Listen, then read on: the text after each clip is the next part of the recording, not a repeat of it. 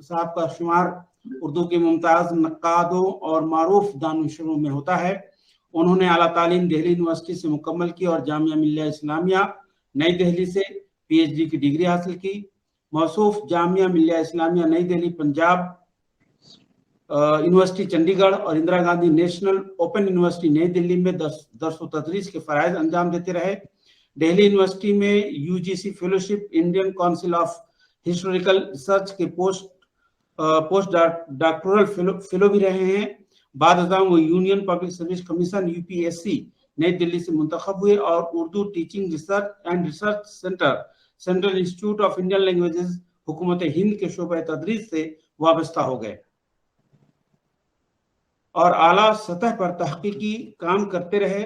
चंद बरस मौसूफ ने sir Syed post graduate college Aurangabad Maharashtra में प्रिंसिपल की हैसियत से भी अपनी खिदमत अंजाम दी हैं। इलाहाबादी research eastern regional language centre Bhubaneswar, हुकूमत हिंद और north eastern regional language centre Guwahati में प्रिंसिपल के ओहदों पर भी फाइज रहे हैं।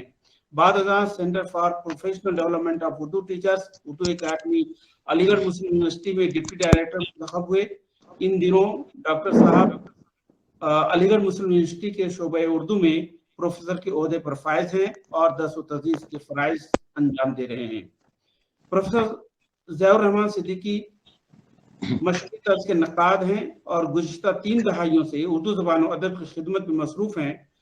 उर्दू तहक़ीक़ व तनकीद के मौजू पर अब तक उनकी 1.5 दर्जन किताबें शाये होकर मंजर आम पर आ चुकी हैं। चंद किताबें यूनिवर्सिटियों और स्कूलों के निसाब में भी शामिल हैं। उर्दू अदब की तारीख, उर्दू हिंदी डिक्शनरी, उर्दू का फासलाती निज़ाम, निज़ाम तालीम, तहरीक आज़ादी और Urdu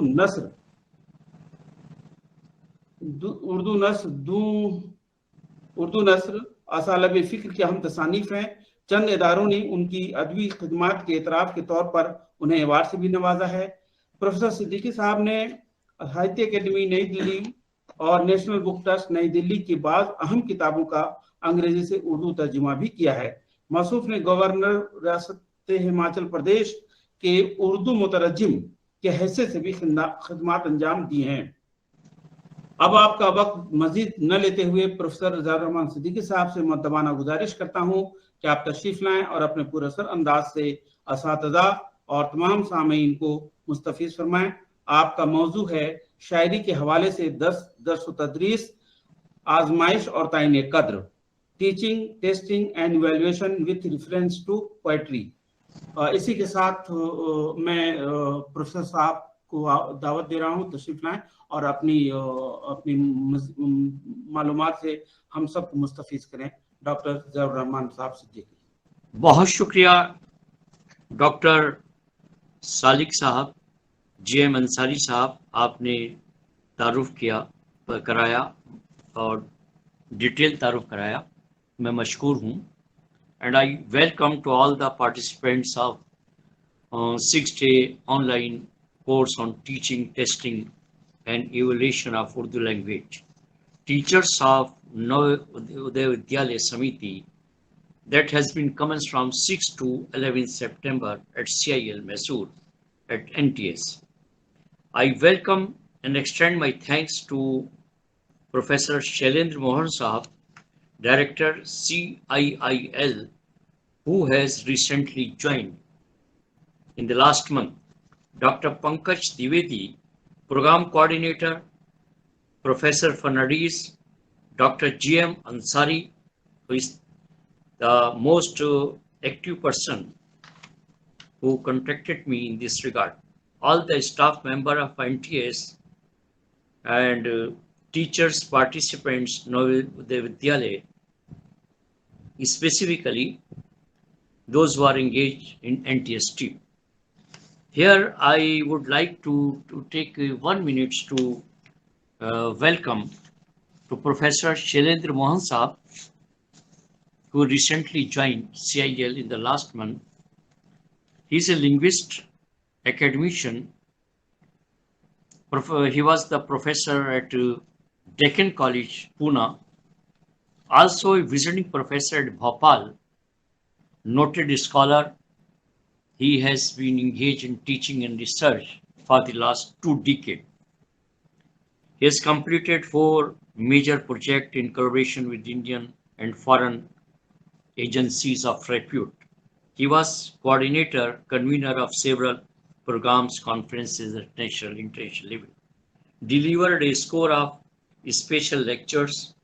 Professor Shailendra Mohan holds several key positions before joining CIL, Mysore being as a director. His wide study includes extensive research on endangered languages. Thank you very much. I welcome once again. My topic is, जैसे doctor Ansari ने बताया, my topic is of this lecture is teaching, testing and evaluation in terms of poetry. So I start with the NTS. NTS is an academic performance evaluational testing service similar to ETS to USA to improve the quality of education. Since the inception of a small unit in 1984, Pons Suvaiya is the founder of National Testing Service CIL in the field of various disciplines. The NTS established in 2006 in full-fledged. The beneficiaries are since the schooling up to the higher education, including professional institutes such as UGC, UPSC, SSC, NTA also. Evaluation, teaching and learning consist on 3. I would like to discuss on this specifically NTS objects and purposes. Evaluation, test, teaching and learning consist on 3 components. 3 इसकी खास चीजें हैं. All teachers are listening my lectures, my words? Yes, sir. All are? Yes, sir. So, yes, I continue. First is language. Second is literature under these components. And third is personality, cognitive and affective domains. Language. Language in terms of morphology, आवाज. Phonology, lafz. Syntax and semantics, जुमला, मानी और Surf न हो. Second point is literature, genres, asnaf, prose, poetry and aesthetics, जिसे हम उर्दू में जमालियात कहते हैं. इसके बाद है पर्सनालिटी और इसमें कॉग्निटिव में cognitive, effective and domain. Now I discuss what is education in terms of NTS. Education is a branch of pedagogy dealing with the analysis and evaluation of the subject to be taught related to the method of teaching. What is pedagogy? I have to discuss 3 points here, specifically pedagogy, methodology, etymology, and lastly, oracy skill. Pedagogy जिसे हम उर्दू में तदरीस कहते हैं. Different between pedagogy and methodology. तदरीस और सब theory of subject में क्या फर्क है?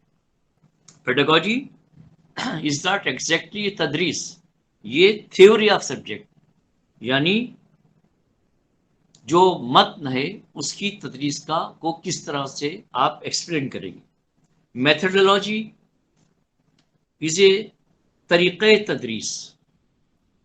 और इसके बाद है इटिमोलॉजी, इसे हम उर्दू में कहते हैं इल्म इश्तिक़ाक़, यानी history of words and its origin. इसके बाद है ओरेसी स्किल. अच्छा, एक चीज है इसमें पेडागॉजी एंड पेडागॉग, यानी टीचर मुदर्रिस और तालिब इल्म के दरमियान जो एक राब्ता है उसे किस तरह से मेंटेन रखा जा सकता है, उसी की बुनियाद पर NTS के पैरामीटर की परख होती है. ओरेसी स्किल तलाक़त लिसानी जिसे हम कहते हैं, यानी उसमें competency in communication. Pedagogue teacher और पेडागॉजी थ्योरी ऑफ सब्जेक्ट. इसके बाद आप आइए pedagogical relationship between teacher, educator, and students. Demands the growth of students in terms of quality education. NTS का मतलब ये है कि to improve, to assess the maintain study system and has to assess and create a growth of quality education at since the beginning in schooling up to higher education. What is methodology? Methodology is the systematic theoretical analysis of methods. उसके तरीकों को किस तरह से उसका तज्जिया किया जा सकता है, किया जाना चाहिए. Applied और जो उसमें उसका इतलाक होता है, applied in the field of teaching. Methodology, I just repeat it, methodology is the systematic theoretical analysis of methods applied in the field of teaching. Two aspects of teaching. First is practical and other is theoretical. अमली तौर पे और उसे ज़बानी तौर पे किस तरह से उसको एसेस किया जा सकता है, किया जाना चाहिए और उसकी क्वालिटी एजुकेशन को किस तरह से उसे इम्प्रूव किया जाना चाहिए. जिसमें एनसीईआरटी का भी एक मेथड है, एनसीएफ, और जो नॉलेज कमीशन ने उसको अप्रूव किया था. अब इसके बाद है etymology, इल्मे इस्तिकाक, the study of origin, the history of the words and there proper meaning. Study of and origin of the words and history, अल्फाज की तारीख, उसका बयान और उसके मीनिंग, प्रॉपर मीनिंग. एक लफ्ज के मतलब में बहुत से मीनिंग होते हैं. जैसे आब है, पानी, आपको फारसी का लफ्ज है आब, जो है आपको हम पहला मीनिंग जो है वो पानी के लिए आएगा, दूसरा मीनिंग उसका चमक के लिए आएगा, धार के लिए आएगा. तो इसके बाद है आखिरी ओरेसी स्किल, यानी competency and communication skill between teacher and students. अब देखिए थोड़ा सा लैंग्वेज पे बात कर लें. देखिए लैंग्वेज सेंसस के बारे में specifically with Karnataka and specifically with Mysore and Bangalore also. थोड़ा सा मैं डाटा इसमें देना चाहूँगा. Eight 107 highest number of languages spoken in Bengaluru. एक बेंगलोर की मिसाल लेते हैं. 2011 की सेंसस के मुताबिक 22 शेड्यूल लैंग्वेजेस हैं हमारी. 22 वो ज़बानें जो आईन हिंद में शामिल हैं, 22 शेड्यूल लैंग्वेजेस. अभी आपने और 84 नॉन शेड्यूल लैंग्वेजेस हैं. 84 languages in term of that particular area. अब जैसे हम थोड़ा सा पूरे नेशनल लेवल पर, हमारे जो डायरेक्टर साहब हैं शैलेंद्र मोहन साहब, वो एंडेंजर्ड लैंग्वेजेस पर काम करते हैं, उस पर उनका बहुत वर्क है. वो ज़बानें जो मर रही हैं, जो ख़त्म हो रही हैं. अब देखिए डिस्ट्रिक्ट वाइज लेते हैं. जैसे नागालैंड 103, आसाम के डिस्ट्रिक्ट्स में 101, वेस्ट बंगाल के डिस्ट्रिक्ट्स में 98, मेघालय में 96, साउथ वेस्ट दिल्ली में 97, इसके बाद आसाम में 95, पूना में 93, दार्जिलिंग में 91 और मुंबई वगैरह के इन डिस्ट्रिक्ट्स के इलाकों में 88. The least diverse districts include Pondicherry, Kaimur, Bihar, Kanpur, Tamil Nadu और इसमें 20 languages are spoken in term of that non schedule languages. देखिए तमिलनाडु में क्या परसेंटेज, देखिए परसेंटेज तमिलनाडु में 15%, तेलुगु 14%, उर्दू 12%, हिंदी 6%, मराठी 2%, कोंकणी 6%, 0.6%, बंगाली 0.6%, उड़िया में 0.5%. Maximum languages are covered, irrespective of the size of population that speak. Language is a good, of course, a talent. Those who speaks the language tree shows at national and global level. At certain places, there are people from far wide. Mobility of is the part of the economic and its dynamism. Right? अब देखिए हम जबान से ये जबान का calculation हुआ. अब इसके बाद चलते हैं हम जबान की तामीर और तश्कील कैसे होती है और जबान जो है किस तरह से अमल में आती है. जब हम इशारों और आवाज़ों को मानी देते हैं तो ये बोली की शक्ल इख्तियार कर लेती है. बोलियों से जबान का अमल शुरू होता है. मुकम्मल जबान बनने के लिए कवायद यानी ग्रामर की ज़रूरत होती है. दो तरह की है, एक डायलेक्ट है, एक लैंग्वेज है. डायलेक्ट वो है जिसमें ग्रामर नहीं होती. लैंग्वेज वो है जिसका अमल जो है ग्रामर के बगैर वो जबान मुकम्मल नहीं होती. जबान के बाद फिर अमल अदब की तरफ, अदब का शुरू होता है. इसके बाद मैं शायरी की तरफ आता हूँ. ग्रामर मुकम्मल होने के बाद जबान का अमल अदब की जानिब मुंतकिल होता है. बोलियों से जबान का अमल, बोली से जब जबान का अमल शुरू होता है तो वो इंतशार से, स्केडर से इत्तेहाद की तरफ, वो एक जबान इख्तियार. जैसे बंगला लैंग्वेज में 105 डायलेक्ट थे, फिर इसके बाद एक जबान बनी. मैंने कुछ हिमाचली लैंग्वेजेस पर भी काम किया है, ट्राइबल लैंग्वेजेस पर भी. जबान का तज्जिया, तौज़ीही, मुताला और इतलाफ लिसानियात की निशानदेही करता है. जबान के बाद फिर लिसानियात का अमल शुरू होता है. इसमें आज़ाए सौत, साउंड ऑर्गन्स और आज़ाए तकल्लुम, स्पीच ऑर्गन को बहुत बड़ा दखल है. जैसे स्पीच, यहाँ से बात शुरू होती है. स्पीच, वॉइस, लैंग्वेज, एक्सेंट यानी प्रोनाउंसिएशन. खुद से बात करने के लिए हम जबान का इस्तेमाल करते हैं. खुद से जब बात करते हैं वो भी एक जबान है जो डिस्गाइज्ड. ठीक है. अब मैं चाहता हूं कि थोड़ा सा आपकी जो बजाय इसके कि मैं थोड़ी सी ग्रामर पर बात करूं, क्योंकि वक्त की मुझे पाबंदी कर दी गई है, थोड़ा सा मैं आपसे शायरी के हवाले से अब गुफ्तगू करना चाहता हूं, क्योंकि इसमें ये लिंग्विस्टिक्स का तो बहुत बड़ा फील्ड है और इसकी जो दो तरह की इसमें लिंग्विस्टिक्स हैं, जैसे अप्लाइड लिंग्विस्टिक्स और यानी तौज़ीही लिसानियात और इतलाक़ी लिसानियात, कोर लिंग्विस्टिक्स. आइए मैं अब डायरेक्ट ज़बान से हटकर शायरी के हवाले से उर्दू शायरी की तदरीस और असालीब बयान in term of national testing and evolution. शेर, मैं एक शेर यहाँ से आपको सुनाता हूँ. शेर दरअसल हैं वही हसरत, दिल में जो सुनते ही उतर जाए.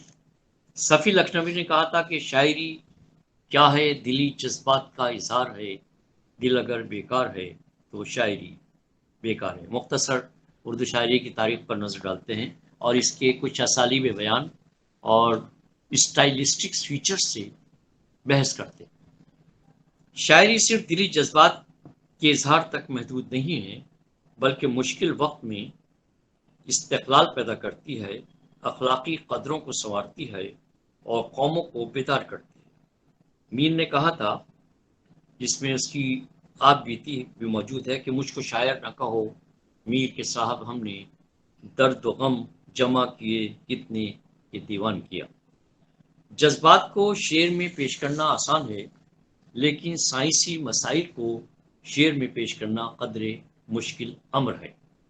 लेकिन ये काम गालिब ने, इसीलिए गालिब बड़ा शायर है कि उसने नुदरत पैदा की अपने कलाम में, और पिछले जो असातिज़ा थे उनसे हटकर कहते हैं अगले ज़माने में कोई मीर भी था, नुदरत पैदा की. अब देखिए, जब हम बच्चों को पढ़ाते हैं तो उसमें कुछ चीज़ें हमारे लिए, बच्चा हमसे सवाल भी कर सकता है और ये लाजिम हो जाती हैं कि हम उसको समझें और वो कम्युनिकेट करें बच्चों को, उनके बेसिक कॉन्सेप्ट को क्लियर करें. जैसे शेर, अब आपने शेर, मैंने शेर पढ़ा, اب یہ کوئی آپ مجھ سے پوچھ سکتے ہیں کہ سر شعر کی تعریف کیا ہے؟ What do you mean the term of artist couplet? شعر کسے کہیں گے؟ تو علم عروض کی پیراسوڈک، یو انڈرسٹینڈ پیراسوڈک، علم عروض کی اصطلاح میں کلام موضوع کو شعر کہتے ہیں۔ کیا ہے کلام موضوع؟ علم عروض کی اصطلاح میں کلام موضوع کو شعر کہتے ہیں۔ موزونیت، شعر تو تبھی کہیں گے جب موزونیت ہوگی تبھی، چونکہ پیرامیٹر چاہیے اس میں۔ موزونیت کا مطلب آواز میں تسلسل اور ترنم ہونا چاہیے، غنائیت۔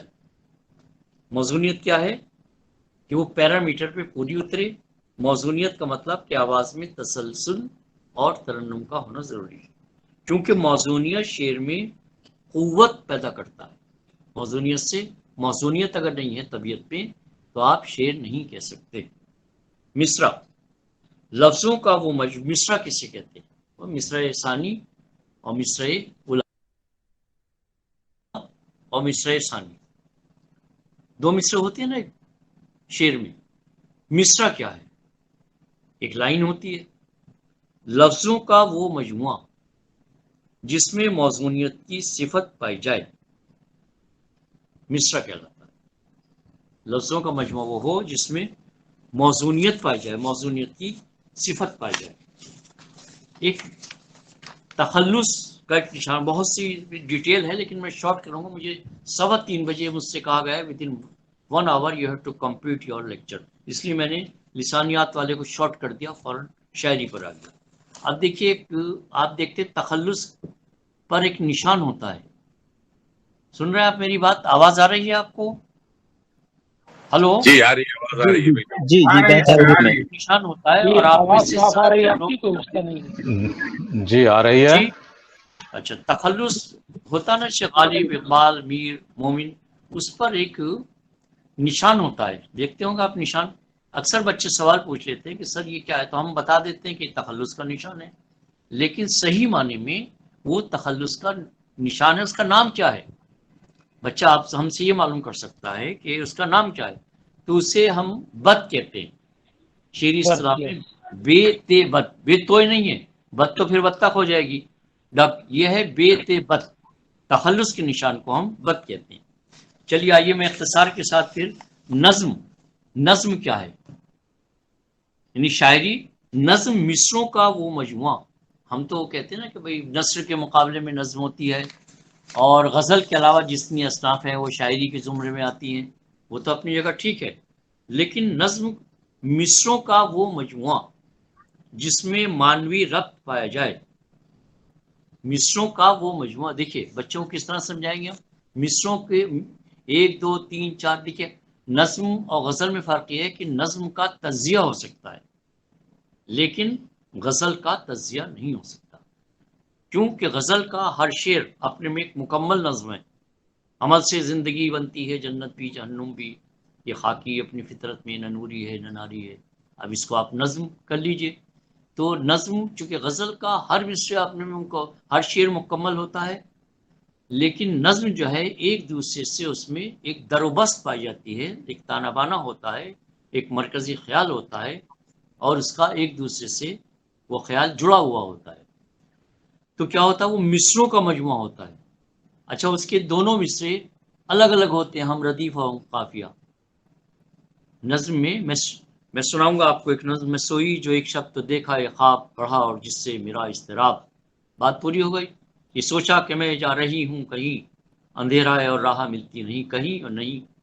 لیکن یہ مصروں کا مجموعہ ہے جس میں مانوی ربط پایا جاتا ہے۔ مانوی ربط ایک اس کا تسلسل ہے، ایک تانا بانا ہے۔ نثر یعنی فکشن میں ادبی بیانیہ ہے، جبکہ شاعری میں جذباتیت اور پیکر تراشی، یہ بنیادی چیز ہے۔ نثر کیا ہے؟ نثر میں اگر آپ نثر میں فکشن کو لیں تو اس میں ایک ادبی بیانیہ ہے، بیانیہ کے بغیر فکشن مکمل نہیں ہوتا ہے۔ انشائیہ بھی بیانیہ کا ایک حصہ ہے، جبکہ شاعری میں انشائیہ نگار اور انشا پرداز، اس کا بھی ایک بنیادی فرق ہے۔ انشا پرداز وہ جو بیانیہ پر قدرت رکھتا ہے، اور انشائیہ نگار جو انشائیہ بیانیہ پر، تو بہت سے لوگ وہ انشا پرداز ہے، اور انشائیہ نگار وہ جیسے مشتاق یوسفی اور دوسرے لوگ ہیں، یہ نثر کا حصہ ہے. میں بات صرف شاعری پہ کروں گا due to the very short period of time. جبکہ شاعری میں کیا ہے؟ جذباتیت اور پیکر تراشی ہے، امیجری ہے. لفظوں کے انتخاب سے شاعر کلام میں تاثر پیدا کرتا ہے، ایفیکٹیونیس جو پیدا ہوتی ہے نا الفاظ کے کی دروبست سے پیدا ہوتی ہے. استاد ایک کیا ہے؟ You are also an interpreter, نمائندگی کرتے ہیں، ایک مترجم بھی ہے، اور اسے اس کو تسلیم کیا جاتا ہے. کیونکہ کوئی بھی شاعر کبھی بھی شعر میں ایسا مضمون پیدا نہیں کر سکتا جو کسی کے ذہن میں یا سمجھ میں کبھی آ ہی نہ سکے. ایسا کبھی نہیں ہوتا. ہر شعر کا مطلب ہوتا ہے، اور اس کے ہر شعر کا مطلب آپ سمجھ سکتے ہیں. بس یہ ہے کہ ادوار تھے کہ ہم گوئی کا دور تھا، رعایت لفظی تھی کہ ایک لفظ کے دو معنی ہیں، قریب کے ایک بعید کے. غالب نے اس کو تھوڑا سا گیئر اپ کر دیا کہ ایک بات کو گھما کر پیش کر دیا. لیکن جی سر. ایسا نہیں ہے. جی ہاں، کچھ اشعار ہمارے یہاں ہیں جدید دور کے. جی سورج کو چونچ میں لیے مرغا کھڑا رہا، کھڑکی کی ایسا پردے پہلے میں کھینچ اپنی دیے، بات پوری لو کر رات لوں. ہو گئی. دیکھیے سنیے، میں جدیدیت پر آؤں گا، ماں بعد جدیدیت پر آؤں گا. یہ آپ ماں بعد جدیدیت پر پہنچ گئے. ابھی مجھے پورا سفر طے کرنا ہے، آپ کو بتانا ہے پوری بات. میں شاعری کی تاریخ پر آ رہا ہوں ابھی. دیکھیے کچھ شعر ہاں ایسے ہوتے ہیں جو شاعر جو ہے وہ ایسا نہیں ہوتا کہ اس کا مطلب نہ ہو. وہ مطلب کس پس منظر میں، یہ بہت پرانا شعر ہے، 20 بار لوگ پڑھ چکے ہیں، لیکن ٹھیک ہے، اچھی بات ہے آپ نے اس کو ریپیٹ کیا. لیکن یہ ماں بعد جدیدیت پر بات ختم ہوتی ہے. میں ترقی پسند جو تھے وہاں پہ بات بھٹک جائے گی. میں سیکوینس میں چل رہا ہوں، میں دکن پہ آؤں گا، پھر شمال میں آؤں گا. اس کے بعد پھر میں ترقی پسند تحریک نے اردو غزل کو ایکسیپٹ ہی نہیں کیا ہے، کیونکہ ان کے جو خیالات تھے پھر وہ بحث شروع ہو جائے گی. آپ تھوڑا سا اس کو سر جی بیچ قطع کلامی کے لیے معافی چاہوں گا. جی جی ماں بعد جدیدیت کی آپ نے بات کی. ندا فاضلی کا یہ شعر جدید دور کی نمائندگی کرتا ہے، اور 80 کے بعد ہم ماں بعد جدید کی بات کر سکتے ہیں، یا 90 کے آس پاس. لیکن اس سے پہلے اگر ہم بات کرتے ہیں تو وہ جدیدیت کی بات ہوگی جو ہے. تو اس شعر کو ہم لوگ جدیدیت کے خانے میں رکھیں. چلیے شکریہ سر. آگے ماں بعد جدیدیت میں سنیے، نہیں، آپ اس میں نے نہ ماں بعد جائیے. جدیدیت. جی سر، آپ نہ آپ نے جائیے شعر اس کو میں. ڈاکٹر افتخار اختر آزاد صاحب، جی آپ سے میری گزارش ہے کہ آپ پہلے سنیے، اور سننے کے بعد جو 15 منٹ کا وقفہ آپ کو دیا جائے گا، اس وقفے میں آپ گفتگو کیجیے، ابھی سن لیجیے، آپ ڈسٹرب نہ کیجیے. ڈسٹرب مت کیجیے. تمام اساتذہ سے میری بہت پردبانہ گزارش ہے کہ وہ سنیں آپ پہلے سنیے، اور آپ نے جتنا پڑھا ہے دیکھیے. اس کے بعد یہ جو کسی ذہن میں اچھا غزل، قصیدہ، قطع، مرثیہ، یہ سب عربی کے الفاظ ہیں، اور عربی میں کسی نہ کسی شعری صنف یا حیات یا موضوع کے لیے مشتمل ہے. جیسے اردو شاعری میں 31 اصناف سخن ہیں. سنتے رہیے غور سے، 31 اصناف سخن ہیں اردو شاعری میں. جب تک پڑھیں گے نہیں تو سوال بھی نہیں کر پائیں گے نا. جو آپ نے کسی کتاب میں پڑھ لیا، اسی کے بنیاد پر آپ نے کہیں 80 دیکھ لیا تو 80 پہ سوال شروع کر دیے. تو اردو شاعری جو اس کے بانی ہیں، اور جو لوگ ماں بعد جدیدیت پر کام کیا، جن لوگوں ان کے ساتھ رہا ہوں، میں میرے سامنے ہی شروع ہوئی ہے یہ ماں بعد جدیدیت، کوئی نئی چیز نہیں ہے. اردو شاعری میں 31 اصناف سخن ہیں. یہ آپ کو یاد رکھنے کی چیز ہے، جو عام طور پر آپ کو کتابوں میں چیزیں نہیں ملیں گی. ان میں مثنوی، رباعی، قطع اور مرثیہ کے علاوہ نظم و غزل میں زیادہ تب آزمائی ہوئی ہے. پابند نظمیں، موضوعاتی نظمیں، نظم معرہ وغیرہ نئے شعری تجربوں کے تحت آزاد نظم، نثری نظم، آزاد غزل، جدید شعری اصناف میں دوہا، گیت، ثلاثی، ترسیلیں، ماہیے، غیر ملکی زبانوں سے سانٹ، ہائیکو، ترائیے شامل ہیں. اب دیکھیے غزل اور نظم شاعری کے دو اہم اس کی شکلیں ہیں. اس کو جو آپ اس طرح کرتے ہیں کہ پرانی نظم نثر کے قریب تھی. پرانی نظم جو تھی یہ بھی پوری ایک تاریخ دکن کی، کیونکہ وہ نظم کا جو تصور تھا یہ نہیں تھا، وہ مثنوی کی شکل تھی، اور قصوں کو منظوم کر دیا جاتا تھا دکن میں. اور زیادہ تر جو نظام تھا اس زمانے کا، سلاطین کا، اس کی تاریخ ہے وہ مثنوی وغیرہ جو ہیں وہ. اس لیے میں نے لکھا اس میں پرانی نظم نثر کے قریب تھی، نئی نظم غزل کے قریب ہے. نظم کو شعرا کی ایک طویل فہرست ہے. حالی آزاد انجمن پنجاب سے لے کر تاحال ان شعرا میں اکبر، چکبست، اقبال، جوش. ہم ایک اہم شاعر کا نام بھول جاتے ہیں اور اس کی بھی بہت خدمات ہیں. احسان دانش شاعر مزدور، فیض، میرا جی، نون راشد، اختر علی وان، سردار جعفری، اختر شیرانی شامل ہیں. لیکن نظم میں تبدیلی کا نمونہ اقبال کے یہاں ملتا ہے. جس سے غالب کے یہاں غزل میں ملتا ہے، اس میں نظم میں ہمیں اقبال سے ملتا ہے، جو اس نے اصطلاحات استعمال کی ہیں. ابن ہے وہ عشق ہے ابن السبیل، عشق ہے قاص الکرام، عشق کے ہزاروں مقام. تو وہ سب اصطلاحیں جو دی ہیں وہ اقبال کی دین ہے. اقبال نے نظم کو نئے موضوعات سے نوازا، ندرت پیدا کی اور فلسفیانہ طرز تخیل سے اسے آراستہ کیا. ہم بچوں کو کلاس میں آپ 8ویں 9ویں 10ویں تک پڑھاتے ہوں گے، 12ویں کے بھی کچھ ہوں گے. کچھ اساتذہ کو ہمیں جو ہے وہ کچھ نظمیں بھی یاد ہونی چاہیے، اور اس کو اس سے ایک جو اس کی دلچسپی ہے، بچے میں دلچسپی پیدا کرنے کے لیے. جیسے ایک نظم مثال کے طور پہ اقبال کی ہے جس میں اس نے ندرت پیدا کی ہے، اور ایک پیکر تراشی کا بہترین نمونہ ہے. میں نمونے کے طور پر 2 3 4 اشعار پڑھ دیتا ہوں. نظم کا عنوان ہے ماں کا خواب. میں سوئی جو ایک شب تو دیکھا یہ خواب. ماں ہے اور وہ بچے اس کا مر جاتا ہے اور روتی ہے وہ، اور اسے یاد کرتی ہے اور اسے سو جاتی ہے، اور اس میں خواب اسے ایک نظر آتا ہے. اس خواب کے بیان کو اقبال جو ہیں وہ بیان کرتے ہیں. خواب ہے یہ لفظ، واو لگا دیں گے تو واو معدولہ، یعنی واو سائلنٹ رہتا ہے. خواب، خوش، واو سائلنٹ. میں سوئی جو ایک شب تو دیکھا یہ خواب، بڑھا اور جس سے میرا اضطراب. یہ دیکھا کہ میں جا رہی ہوں کہیں، اندھیرا ہے اور راہ ملتی نہیں. لرزتا تھا ڈر سے میرا بال بال، قدم کا تھا دہشت سے اٹھنا محال. جو کچھ حوصلہ پا کے آگے بڑھی تو دیکھا قطار ایک بچوں کی تھی. زمرد سی پوشاک پہنے ہوئے، دیے سب کے ہاتھوں میں جلتے ہوئے. وہ پیچھے تھا اور تیز چلتا نہ تھا، دیا اس کے ہاتھوں میں جلتا نہ تھا. کہاں میں نے پہچان کر میری جان، مجھے چھوڑ کر آ گئے تم کہاں. جدائی میں رہتی ہوں میں بے قرار، پروتی ہوں ہر روز اشکوں کے ہار. نہ پرواہ ہماری ذرا تم نے کی، گئے چھوڑ اچھی وفا تم نے کی. جو بچے نے دیکھا میرا پیچتاب، دیا اس نے منہ پھیر کر یہ جواب. رلاتی ہے دیا پھر دکھا کر یہ کہنے لگا، رلاتی ہے تجھ کو جدائی میری، نہیں اس میں کچھ بھی بھلائی میری. یہ کہہ کر وہ کچھ دیر تک چپ رہا. اس کے بعد وہ سمجھتی ہے تو ہو گیا کیا اسے، تیرے آنسوؤں نے بجھایا اسے.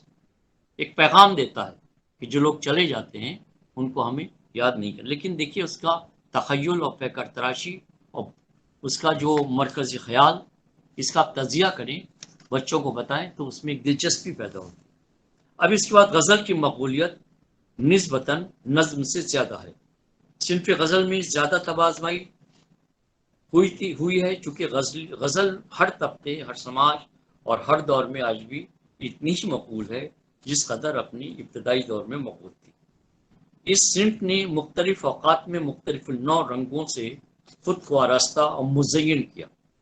مشرقی زبانوں کے ادب میں غزل کو ہمیشہ اہم مقام حاصل رہا. اب کیا ہے کہ غزل جو ہے تھوڑا سا اس کے بارے میں بھی ہمیں اس طرح سے معلوم ہونا چاہیے کہ غزل کا تصور اردو میں نہیں تھا. غزل کو جو اس کے اصول دیے فارسی نے دیے، اور غزل کا تصور جو قصیدے کی شکل میں تھا وہ عربی سے آیا. غزل ہزاروں سال کی وثیقہ ہیں. اس کا آغاز 3 صدی ہجری سے تصور کیا جاتا ہے، آج کی نہیں ہے غزل. غزل ابتدائی سے اردو کی مقبول صنف رہی ہے، لیکن اس کے کچھ بنیادی اسباب ہیں. اس کی وجہ کیا ہے؟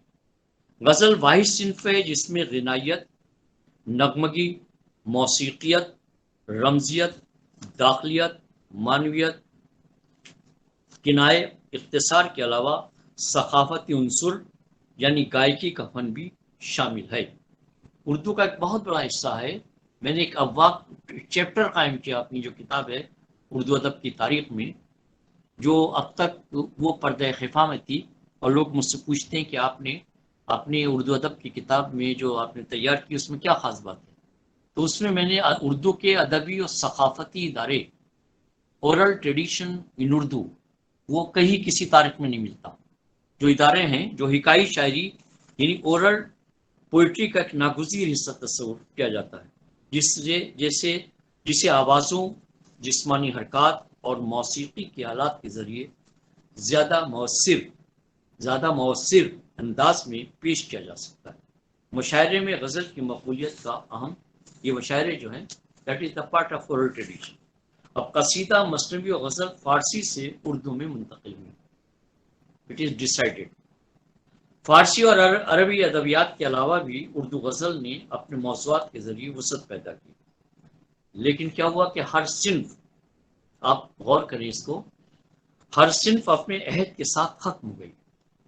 देखिए कसीदा, मरसिया चलता है, मरसिया क्योंकि वो एक ख़ास कम्युनिटी का वो है, और मरसिया, नौहा, बहुत सी मसनवी का रिवाज खत्म हो गया, लेकिन गज़ल हर अहद और हर ज़माने और हर तबके में मकबूल रही और आज भी मकबूल तस्वर किया। लेकिन चूँकि गज़ल में हर जज्बे, अक़ीदे, तबके, तजर्बे, मुशाहिदे यानी कायनात के हर मौजू पर शेर कहने की सलाहियत पाई जाती है। गज़ल का एक सेकुलर और आफाकी मिजाज है, जबकि हर सिन्फ का दायरा इज़ार महदूद है। गज़ल का इख्तिसार और रमजियत, इसका जो इख्तिसार है, जैसे इंशाइया और गज़ल को आप कभी कोरिलेट कीजिए, इंशाइया और मज़मून को उस्ताद की हैसियत से। अब चूँकि वक्त नहीं है, बहुत सी बातें हो सकती हैं। गज़ल का इख्तिसार और रमजियत इसकी मकबूलियत की वजह रही है, क्योंकि इसमें एक फ्लेक्सिबिलिटी है।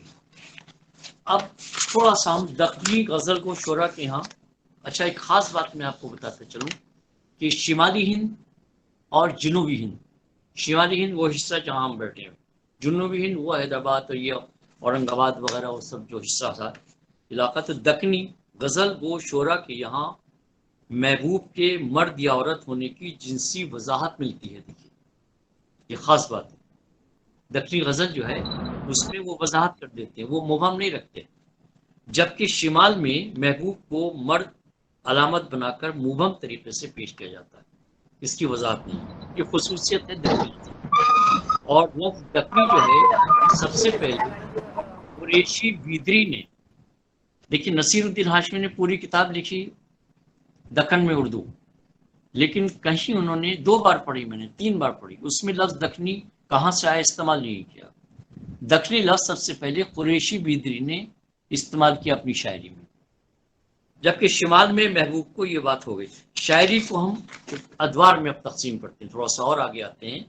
पहला दौर, ये एक टीचर को हम आप लोग सब लायक पढ़ाते हैं, लेकिन एक टीचर को एक मुझे भी ये मालूम होना चाहिए कि इसके कितने अदवार में और किस इब्तदा से आखिर तक अगर इसको हम क्लास वो कर लेंगे, कैटेगराइज कर लेंगे तो आसान रहता है बच्चों को पढ़ाना।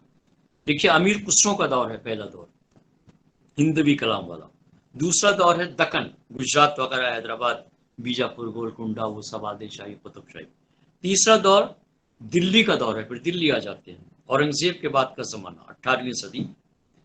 चौथा दौर लखनऊ का दौर है, जिसमें मुसफ़ी, इंशा, आतिश और नासिक वगैरह आ जाते हैं। पांचवा दौर है फिर दिल्ली का दौर है, दिल्ली वापस आ जाते हैं, गालिब, ज़ौक़, ज़फ़र।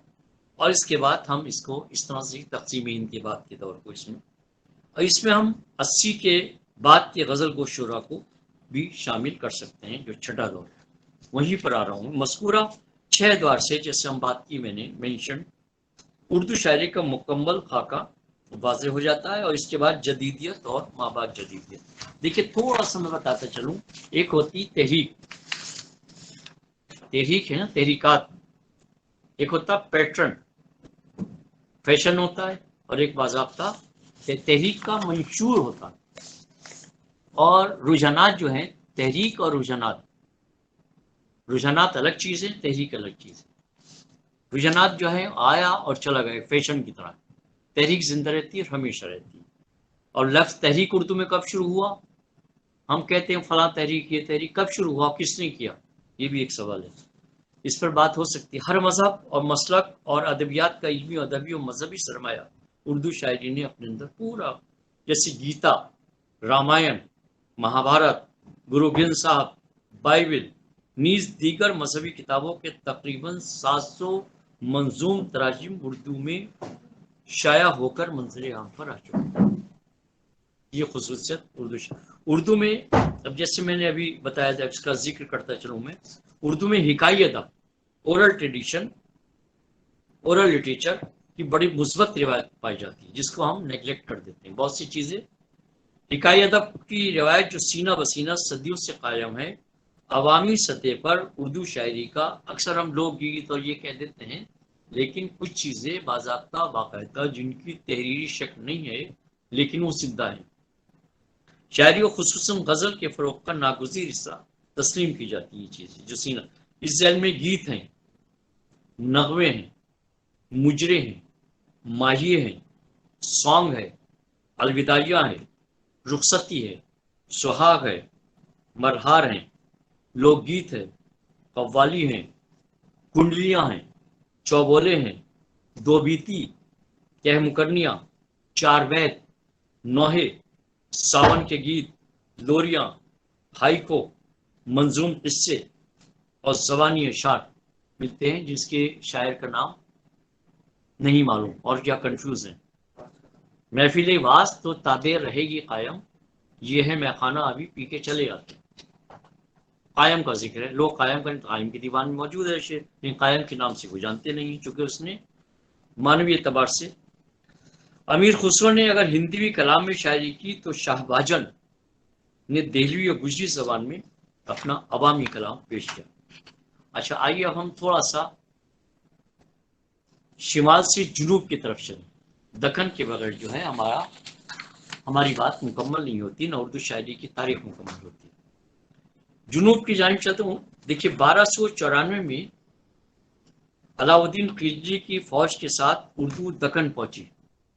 جب تک یہ باتیں ہمیں نہیں معلوم، منظرنامہ نہیں معلوم، ہم پوئٹری نہیں پڑھا سکتے ہیں، نہ سمجھ سکتے ہیں. ہمیں عہد کا مطالعہ تو کرنا ہی پڑے گا. 1294 میں علاء الدین خلجی کی فوج کے ساتھ اردو دکن پہنچی. بعد میں علاء الدین خلجی کے سپہ سالار ملک کافور نے دکن پر اور بھی حملے کیے. اس طرح شمالی ہند کے اردو بولنے والے فوجی دکن آتے جاتے رہے، لیکن 1327 میں محمد بن تغلق نے دہلی کے بجائے دیوگری کو دولت آباد کے نام سے دارالسلطنت بنانے کا فیصلہ کیا. تو فوج کے ساتھ وہاں کے عوام نے بھی نقل مکانی کی اور کچھ دنوں بعد بادشاہ نے فیصلہ واپس لے لیا اور دلی کو دوبارہ راجدھانی قرار دیا گیا. لیکن دلی کے کئی خاندان دیوگری میں آباد ہو گئے دہلی سے، اور اس طرح اردو بھی دکن میں رچ بس گئی اور وہاں سے دکنی کا آغاز ہوتا ہے، دکنی غزل اور دکنی شعر. دہلی سے انتقال آبادی کے محض 20 سال بعد یعنی 1347 میں بہمنی سلطنت قائم ہوئی. بہمنی سلطنت کا پورا دور ہے اردو شاعری میں، اس کے بغیر آپ آگے نہیں بڑھ سکتے. یہ حکومت تقریباً 250 سال قائم رہی. اس عہد کے قابل ذکر مثنوی قدم راؤ قدم راؤ جس کے مصنف فخر الدین نظامی ہیں. اس کے علاوہ بندہ نواز نظامی شاہ میرا جی کے نام سامنے آتے. بعض سیاسی وجوہ کی بنا پر بہمنی سلطنت کا خاتمہ ہو گیا. اب آگے آئیے. اور اس کے بعد بیجاپور، گولکنڈا، احمد نگر، بیدر اور براڑ، یہ 5 سلطنتیں وجود میں آئیں. ان میں بیجاپور اور گولکنڈا کو زیادہ نمایاں حیثیت حاصل ہوئی. بیجاپور کے عادل شاہی سلطنت کی جو عادل شاہی سلطنت تھی 1490 میں قائم ہوئی، اور گولکنڈا کی قطب شاہی سلطنت 1512 میں. یعنی یہ مغلیہ سلطنت سے پہلے اس کا قیام عمل میں آ چکا تھا. 1526 میں بابر ہندوستان میں آیا. ان دونوں سلطنتوں کے عہد میں اردو کو خوب فروغ حاصل ہوا. شعراء کی قدر افزائی ہوئی. بادشاہ خود بھی شعر کہتے تھے. صوفیہ نے اردو کو دین کی تبلیغ کا ذریعہ بنایا. اصلاحی اور متصوفانہ نظمیں مثلا چکتی نامے، شکار نامے اور مختلف رسائل لکھے گئے. اب یہاں سے دکنی شاعری کی تاریخ شروع ہوتی ہے کہ بیجاپور کے نمائندہ شعراء میں برہان الدین جانم. بزرگوں پر ہمیں کام بھی کرنا چاہیے، انہیں یاد بھی کرنا چاہیے، کیونکہ اس سطح کی نہ شاعری لکھ کر پا رہے ہیں اور نہ نثر لکھ پا رہے ہیں، سوال کرتے رہتے ہیں بغیر پڑھے ہوئے. شاہ امین الدین آلہ अशरफ ब्यावानी, इब्राहिम आदिल शाह सानी, मलिक खुशनूद, नुसरती, रुस्तमी, मुकरीमी, हसन शौकी, सनती वगैरह के नाम हैं। दखनी लफ्ज सबसे पहले मैंने बताया था बीदरी, कुरैशी बीदरी ने अपनी शायरी में इस्तेमाल किया है, गोलकुंडा के शोरा में। और दक्कन लफ्ज जब औरंगजेब ने फतेह किया दक्कन को और 5 रियासतों में बांटा, तो लफ्ज दक्कन सबसे पहले औरंगजेब ने इस्तेमाल किया, और दक्षिणी लफ्ज जो है वो कुरैशी बीदरी ने इस्तेमाल किया। ये मैं आपको रेफरेंस भी बता देता हूँ मैंने कहाँ से पढ़ा है। ये ज्ञानचंद जैन की जो किताब है उर्दू अदब की तारीख, उसमें आपको बहुत सी इस तरह की चीजें मिलेंगी दक्कन के बाद, आप जरूर पढ़िए उस किताब। गोलकुंडा के शोरा में महमूद, फिरोज, मुल्ला वजी, कुली कुतुब शाह, अब्दुल्ला कुतुब शाह, गवासी, इब्न निशाती और कासिम महमूद बहरी काबिल जिक्र हैं। इन शोरा की जबान पर दक्कनी के असरात मिलते हैं। ये दौर दक्कनी उर्दू के नाम से मशहूर है। ये पूरा जो है ये दौर दक्कनी उर्दू दौर कहलाता है। लेकिन वली और सिराज के नाम इसमें खास तौर पर, ये जो वली और सिराज जो थी औरंगाबाद का इलाका है, इस तरह का इलाका है। बीजापुर में आदिल शाही हुकूमत, अच्छा वली तो चूंकि इधर आ गए थे शिमाली हिंद की तरफ बाद में, तो एक अलग पूरा एक चैप्टर है। बीजापुर में आदिल शाही हुकूमत तकरीबन 200 साल कायम रही। 9 बादशाहों ने हुकूमत की। 1686 में इसका खत्म हो गया। उर्दू को सरकारी जबान का दर्जा हासिल था उस जमाने में। उस तरह से ये सरकारी जबान का लफ्ज जो आया है ये बहुत पहले आ चुका था। ये 400 साल पहले, 500 साल पहले ये लफ्ज राइज हो चुका था। 29 शुरा ने दखनी शेर अदब की आबियारी की। इसके कुछ दिनों बाद गोलकुंडा की कुतुब शाही हुकूमत भी खत्म हो गई। इस तवील मुद्दत में मरसिया, मसनवी और गजलें भी कही गई, लेकिन उनका ट्रेंड अलग था। और हयात आदिल शाही अहद के तीसरे बादशाह इब्राहिम आदिल शाह सानी की नौरस नामा अहम है। ये सवाल कभी कभी आता है और हम इसको मतलब प्रीफर करते हैं कि इसमें JRF वगैरह में, नेट वगैरह में इस तरह के जो होते हैं, इस तरह की चीज़ें जो हैं वो उस वक्त हम जवाब नहीं दे पाते, लेकिन हम अगर इससे पढ़ते रहें, रिवाइज करते रहें, सुनते रहें तो कहीं ना कहीं का शऊर में रहता है। नौरस नामा इब्राहिम आदिल शाह। कुतुब शाही दौर में लिखी गई मसनविया बजी की कुतुब मुश्तरी, गब्बासी के मैना सतंती, तूतीनामा, इब्न निशाती की फूलबंद, बहरी की मनलगन शामिल है। मोहम्मद कुली कुतुब शाह ने दीगर कलाम के अलावा गजलें भी कही। बीजापुर और गोलकुंडा की सल्तनतों का खात्मा हो गया। अब आप इससे आगे आइए।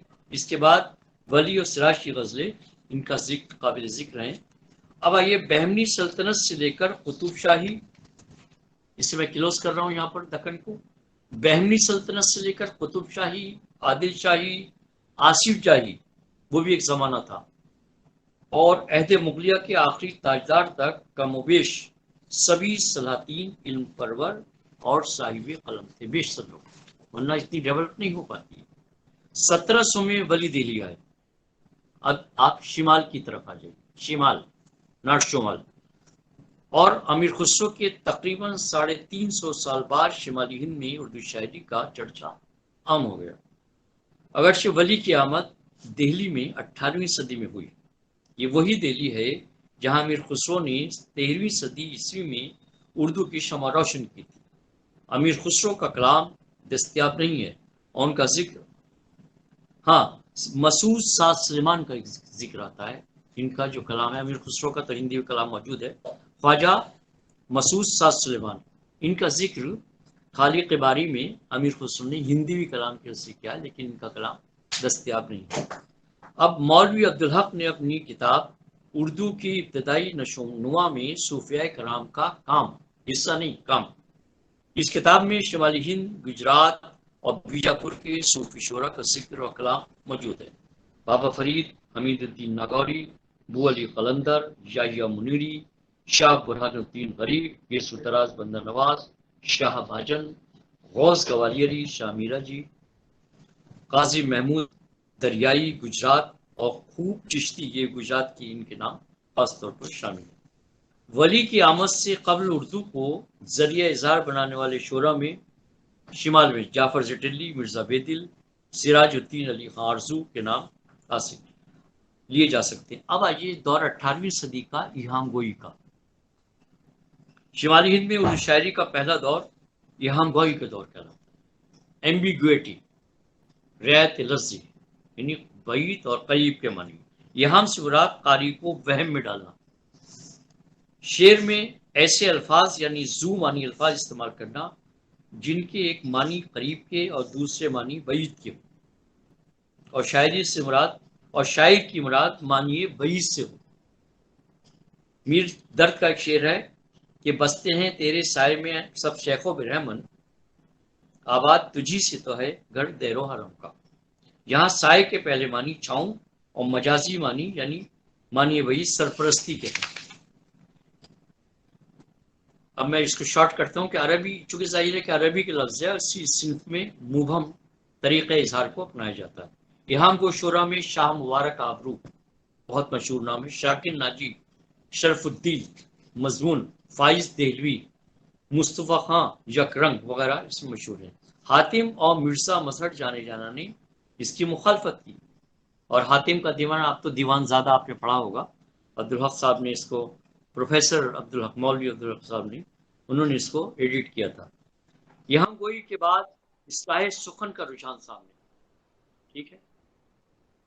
اشرف علی خان فغاں بھی اس دور کے قابل ذکر شاعر. دہلی میں اردو شاعری کا دوسرا دور درد، سودا اور میر کا دور ہے. اس کے بعد پھر یہ شروع ہو جائے گا آپ کا، جب یہ 1857 کا دور آئے گا تو اس میں دو حصوں میں اسکول آف تھاٹ، دبستان دہلی، دبستان لکھنؤ بڑھ جائے گا. ابھی میں دہلی میں اردو شاعری کا دوسرا دور درد، سودا، میر کا دور. اس دور کے شعرا میں سودا، خواجہ میر درد، سوز، اثر دہلوی، قائم چاندپوری، جعفر علی خان حضرت، میر حسن وغیرہ اہم شاعر ہیں. میر حسن کی مثنوی سحر البیان اردو کی اہم مثنوی ہے. کم و بیش نصیر اکبر آبادی بھی اسی زمانے میں اپنی جگہ بنا رہے تھے. ٹھیک ہے، اس کا ذکر ضروری تھا یہاں پر. شمالی ہند میں ریختہ گوئی کا آغاز ولی سے ہوا، اور شمالی ہند میں اردو کا پہلا صاحب دیوان شاعر کون ہے؟ شاہ مبارک آبرو. آپ چوکے مت اس کو سن کر. شاہ مبارک آبرو جو ہے وہ شمالی ہند کا پہلا باضابطہ صاحب دیوان شاعر ہے. ہلو، آپ سن رہے ہیں میری آواز؟ ہلو جی ہاں، جی آواز آ رہی ہے آپ کی؟ کلیئر ہے بالکل؟ جی سر آواز آ رہی بالکل کلیئر ہے. بالکل کلیئر ہے. ٹھیک ہے. اچھا، ان کے بالکل ماسٹر واضح ہے سر، بالکل اردو واضح میں ہے. غزلیں اور ردیف فار. اچھا آپ دیکھیے ان کے ماسٹرین نے ردیف فار دیوان کا جو تصور ہوا نا، اس سوال کا بھی چھوٹی چھوٹی چیزیں ہیں، لیکن اردو میں غزلیں کہیں اور ردیف فار دیوان مرتب کیے. سودا قصیدے کا شہنشاہ ہے. میر حسن نے مثنوی کو بھی فروغ دیا. انیس میر مرثیے کا بادشاہ ہے. میر سودا اور درد کا دور اردو غزل کا سنہری دور کہلاتا. اس کے بعد دہلی اجڑ گئی اور لکھنؤ میں شاعری کی محفلیں رونق افروز ہو.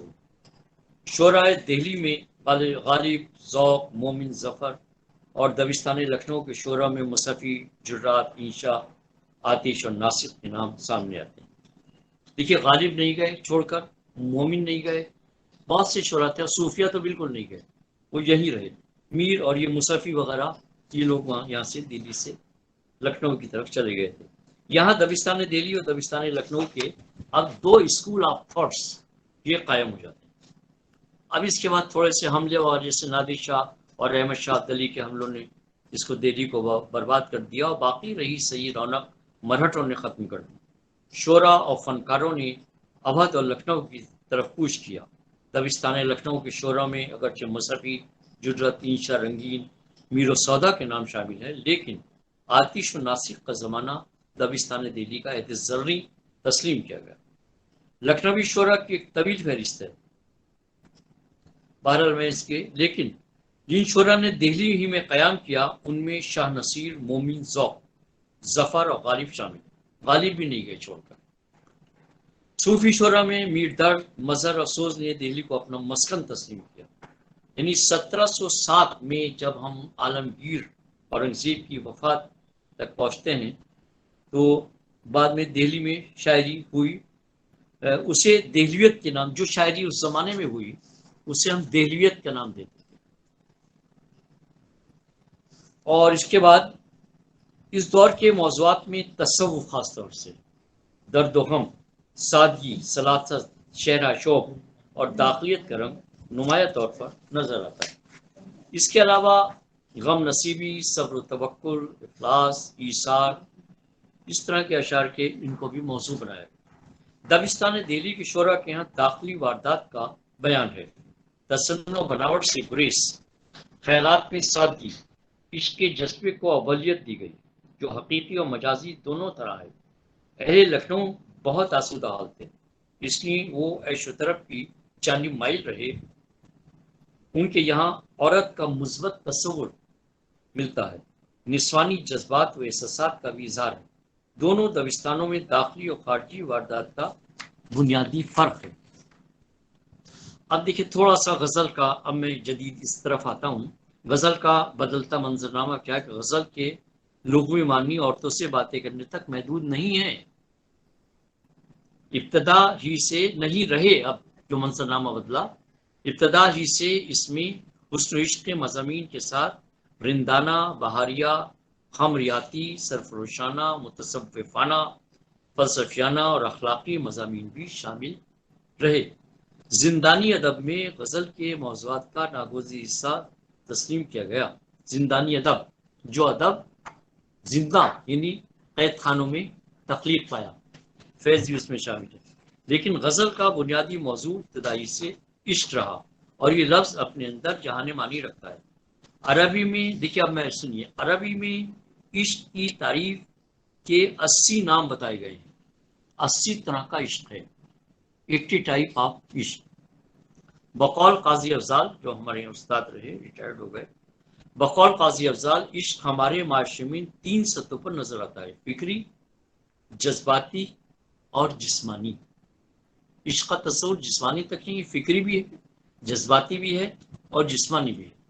پہلے اور عشق حقیقت کا تصور جو ہے بعد میں آیا، پہلے عشق مجازی کا تصور پیدا ہوا، اس کے بعد حقیقت کا تصور ہے۔ غزل ایک قدیم صنف ہے، اس کی ابتدا کچھ اس طرح بیان کی جا سکتی ہے کہ اہل عرب جب ایران پہنچے تو شاعری بھی ان کے ساتھ گئی۔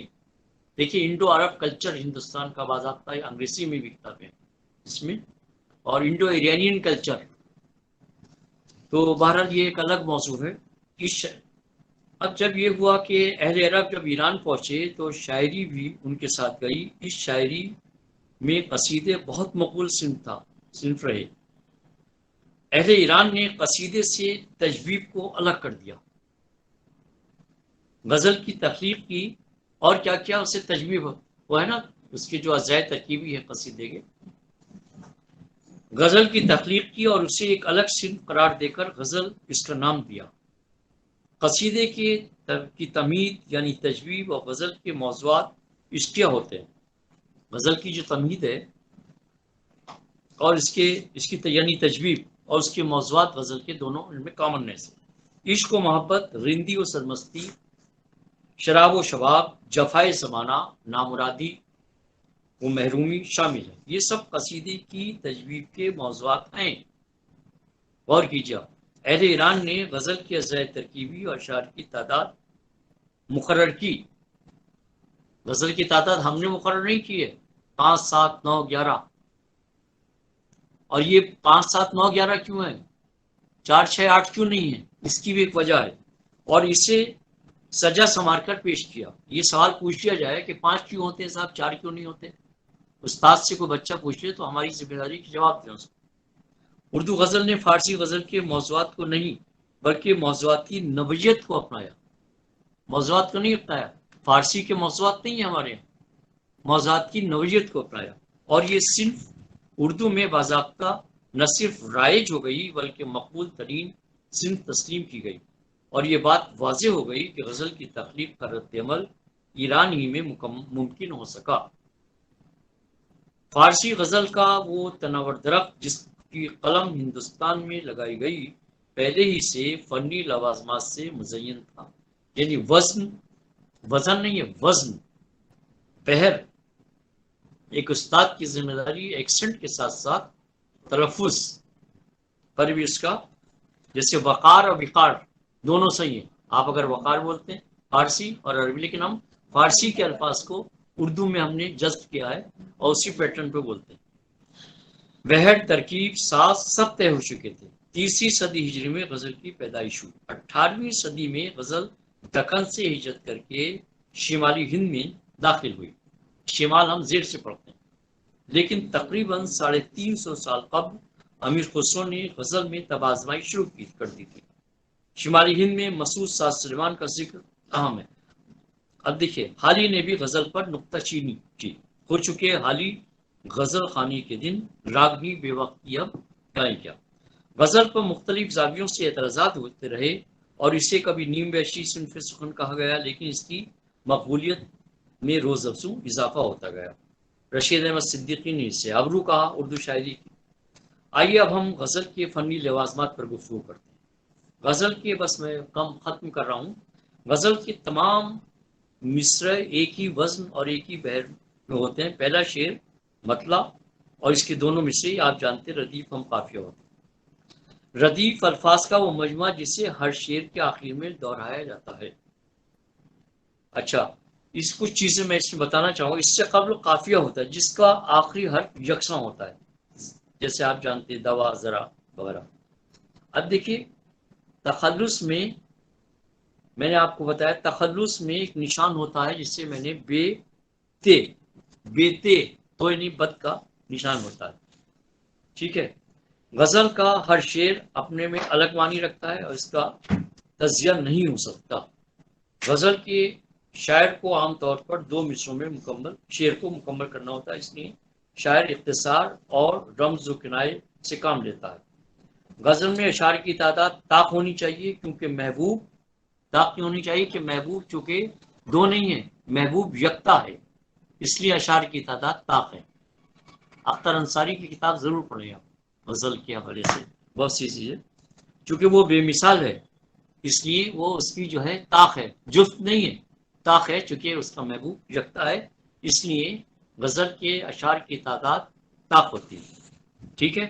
غزل یہ عربی کا لفظ ہے، یہ بھی غزل، اور یہ قصیدہ مصنوی کی طرح خارجی نہیں بلکہ داخلی سنتھسفون ہے۔ غزل کو اپنی قلبی واردات اور داخلی کیفیات کو بیان کرتا ہے۔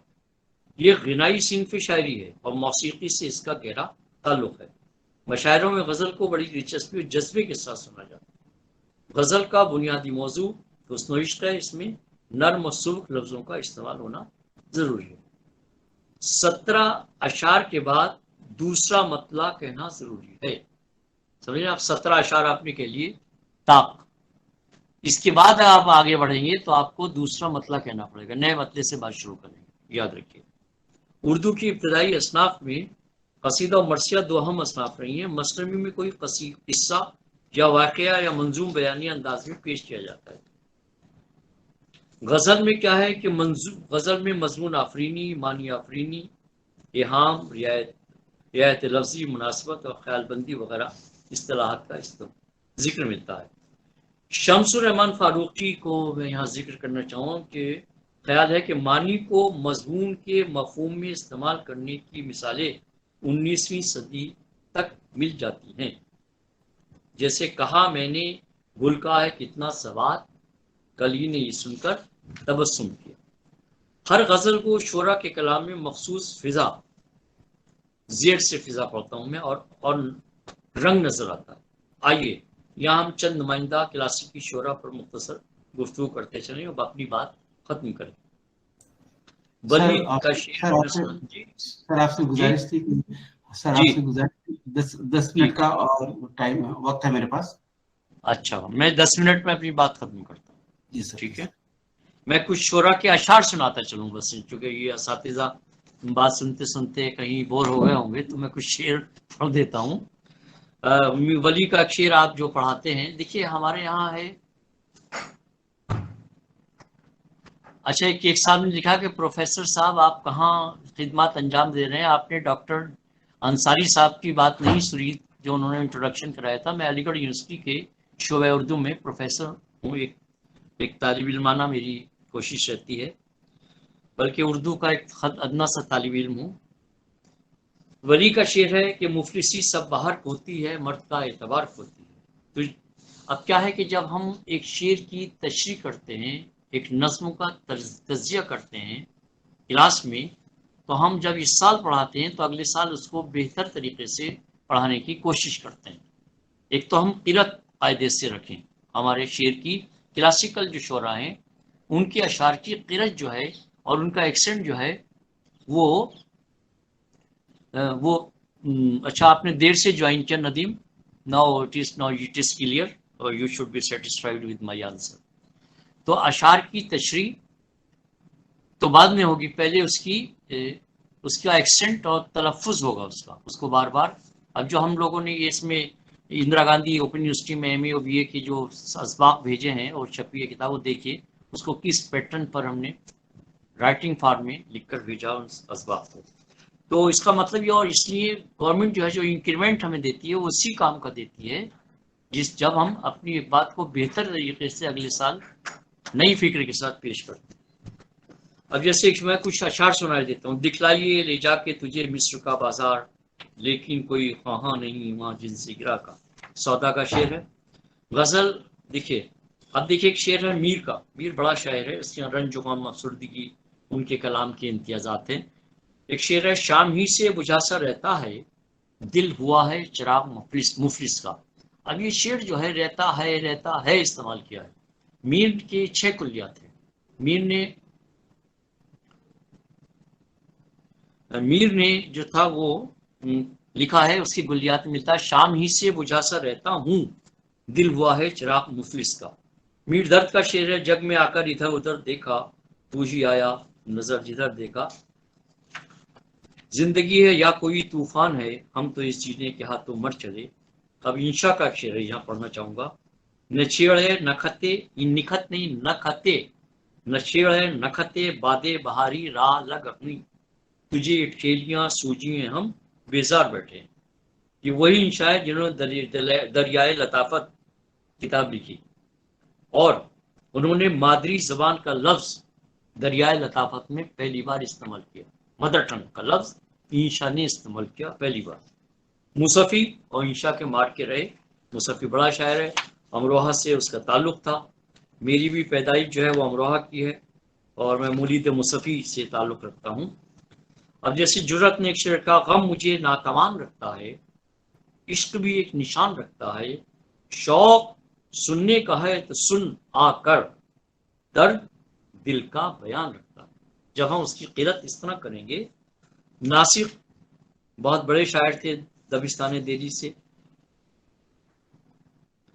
آتش دل کی قدورتیں اگر انسان سے دور ہوں، سارے نفاق قبر و مسلمان سے دور ہوں. اب اس کے بعد جو ہے دہلی کی تباہی کے بعد شعرا اور فنکار جو تھے وہ نقل مکانی کر کے، اب میں ذوق ہے ادھر آ گئے. ہم رونے پہ، ذوق کا شعر ہے کہ ہم رونے پہ آ جائیں تو دریا ہی بہاتے، شبنم کی طرح سے ہمیں رونا نہیں آتا. اب تو گھبرا کے یہ کہتے ہیں کہ مر جائیں گے، مر کے بھی چین نہ پایا کدھر جائیں گے. اب دیکھیے اردو غزل کا ایک اہم نام مومن، جو دبستان لکھنؤ میں شامل نہیں ہوئے وہیں رہے اور ان کا وہیں ایک پورا وقت گزارا. تم میرے پاس ہوتے ہوئے تو مشہور ہے شعر ان کا. ٹھانی تھے دل میں اب نہ ملیں گے کسی سے ہم، پر کیا کریں کہ ہو گئے ناچار جسے. تو میر کا وہ شعر جس کا میں نے ذکر کیا رہتا ہے، جو ہے انہوں میر کے اس میں دیوان میں ہے کلیات میں، شام ہی سے بجھا سا رہتا ہوں دل ہوا ہے چراغ مفلس کا. اب غالب کا جو دور آ جاتا میر کے ساتھ، ان کے مومن کے بعد. آسان کہنے کی کرتے ہیں فرمائش گویا مشکل، یہاں سے بے دل والا معاملہ شروع ہوتا ہے. اور بہت غالب کو تو آپ نے پورا پڑھا ہے، لیکن ایک شعر مجھے، کیا رنگ ہے غالب کا اور کیا ندرت اور کیا اس کی فصاحت ہے. یہ ہم جو ہجر میں دیوار و در کو دیکھتے ہیں، کبھی صبا کو کبھی نام و بر کو دیکھتے ہیں. واہ واہ واہ واہ واہ. ایک شعر سنیے ان کا جو ان کے دیوان، ان کے پہلی اس میں نقش فریادی ہے کس کی شوقی تحیر کا، قاصی ہے پیراہن پر پیکر تصویر کا. غالب دیکھیے شعر سنیے کہ غالب چھٹی شراب پر ابھی کبھی کبھی پیتا ہوں روزے ابرو شب ماہتاب میں. غالب نے شراب نہیں چھوڑی کبھی، اور پوری زندگی وہ اس کا اعتراف بھی کیا ہے. اب دیکھیے آپ 20ویں صدی میں آ جائیے، بات میں ختم کر رہا ہوں. کہ 20ویں صدی تک پہنچتے پہنچتے غزل کے موضوعات میں تبدیلی پیدا ہو.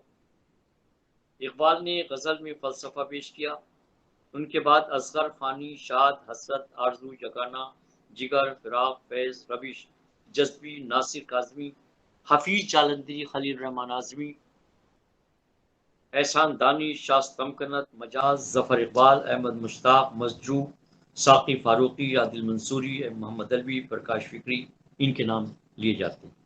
20ویں صدی کی چوتھی دہائی میں آ جائیے اور آگے آئیے 1940-50. ترقی پسند شعراء نے غزل کی اپنی آئیڈیالوجی کی تبلیغ کی راہ میں رکاوٹ سمجھا. ترقی پسند شعراء نے مخالفت کی، چونکہ ان کا خیال تھا کہ غزل کی حمایت رمزیت اور ریزہ خیالی راست بیانی کے لیے مناسب نہیں. لیکن ترقی پسند شعراء میں بھی چند شعراء میسر آئے. یہ وہی دور تھا جب فراق و رفیقی کی شاعری عروج پر تھی. شام بھی تھی دھواں دھواں، حسن بھی تھا اداس اداس، دل کو کئی کہانیاں یاد سے آتے رہے. منظر نامہ بدل گیا اور اس کی شعریت کا، پوئٹریز کا انداز بھی بدلا. حیات لے کے چلو، کائنات لے کے چلو، چلو تو سارے زمانے کو ساتھ لے کے چلو. اب ترقی پسند میں آپ جیسے ناصر کاظمی، ابن انشا، شہریار، افتخار، عارف، شمس رحمان فاروقی، عادل منصوری، ندا فاضلی، یہ ان کا ایک الگ دور ہے. میں آپ کو یہاں ان کی آئیڈیالوجی بھی الگ ہے، شمس رحمان فاروقی کی الگ ہے اور دوسرے. اس شہر بے چراغ میں جائے گی تو کہاں، ناصر کاظمی کا شعر سنیے. آ اے شب فراق تجھے گھر ہی لے چلیں، اتار پھینکوں بدن سے پھٹی پرانی قمیض، بدن قمیض سے بڑھ کر کٹا پھٹا دیکھو. محمد علوی. افتخار عارف کا شعر ہے کہ میرے خدا مجھے اتنا تو معتبر کر دے، میں جس مکان میں رہتا ہوں اس کو گھر کر دے. کون سے منظر کی تابانی اندھیرا کر گئی، ایسا کیا دیکھا کہ اب آنکھوں میں بینائی نہیں. اب دیکھیے یہاں ادھر میں ذکر چونکہ بالکل میں شارٹ کرتا چلتا ہوں. اس میں ایک شاعرہ پاکستان کی پروین شاکر، ان کا ایک شعر سنا کر اپنی بات یہاں پر، لیکن میں تھوڑا سا اس کے بارے میں چند سطور میں اپنی بات ختم کروں گا. کہ چلنے کا حوصلہ نہیں، رکنا محال کر دیا، عشق کے اس سفر نے تو مجھ کو نڈھال کر دیا. اے میری گل زمیں تجھے چاہت تھی ایک کتاب کی، اہل کتاب نے مگر کیا تیرا حال کر دیا. ہاتھ ملتی رہ گئیں سب خوبصورت سیرت لڑکیاں، خوبصورت لڑکیوں کے ہاتھ پیلے ہو گئے. یہ فریاد اظہر کا شعر. بہرحال اب دیکھیے میں یہاں پر جس موضوع پر مجھے کہا گیا تھا خواتین و حضرات، اس میں تھوڑا سا اس پر جو ٹیچنگ میتھڈز پر سے میں نے بات شروع کی تھی اور یہاں پر اپنی بات ختم کر رہا ہوں. کہ اس میں سب سے پہلے جو ہم یہ سب چیزیں پڑھاتے ہیں، اس میں اغراض و مقاصد، شاعر کا تعارف، انفرادیت، صنف کا تعارف، محاسن کلام یعنی شاعر کے کلام کی خصوصیات، متن کی قرات، تلفظ و لہجہ، تعارف بلند خوانی، استاد کی بلند خوانی، فرہنگ، تشریح اور اطلاق یعنی آدھا سبق، ریکیپیٹولیشن جس کا ذکر ہے. گفتگو تو اور بھی کرنی تھی، لیکن میں یہاں اپنی بات جو ہے ختم کرنے سے پہلے آپ کو آپ چاہیں تو شعر پر میں ختم کرتا ہوں کہ یادش بخیر جب وہ جگر کا شعر ہے، تصور میں آ گیا شعر و شباب و حسن کا دریا بہا گیا. چونکہ بہت خوبصورت، بہت اچھے، بہت اسی کے ساتھ میں ڈاکٹر صالح صاحب کے چونکہ اشارے اور ان کا وہ حکم ہو چکا ہے، اپنی بات یہاں ختم کرتا ہوں.